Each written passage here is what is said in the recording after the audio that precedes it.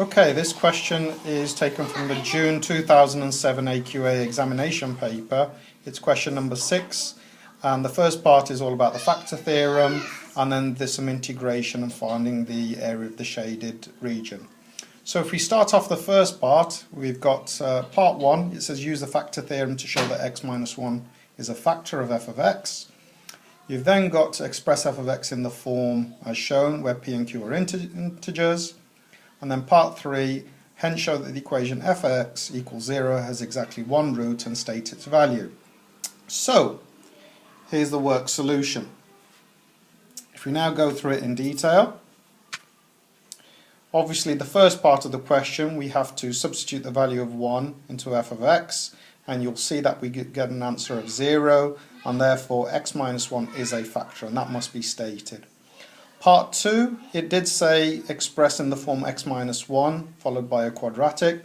So for this one, using the method of long division, if we work it through, and rather than I go through it in detail, you can see what I've done. You can see that I've rewritten it just to make it easier. Subtract each time, bring the minus 5 down at the end, and the final quadratic I get is x squared plus x plus 5, and therefore you don't have to state this, but p is equal to 1 and q is equal to 5. As long as you've got that final line, you'll get full marks.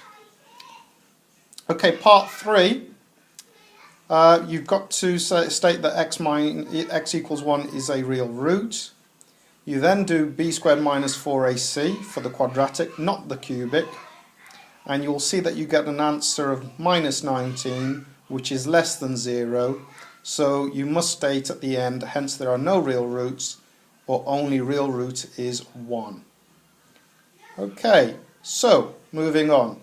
Part B of the question, we now have to integrate, and you can see that the final integral is x to the power of 4 divided by 4 plus 2x squared minus 5x. Part 2 of the question, you have to apply the limits between 1 and 2. And if you substitute the values of 1 and 2 in, so we have the first bracket which has had substitution of x equals 2 in, and then the other one which has got x equals 1, you should end up with an answer of 4.75.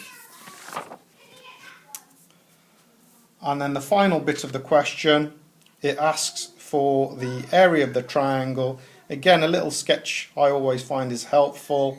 You'll end up with base times height divided by 2, so you should get 5.5. So the shaded area has to be 5.5. Take away 4.75, and your final answer is 0.75.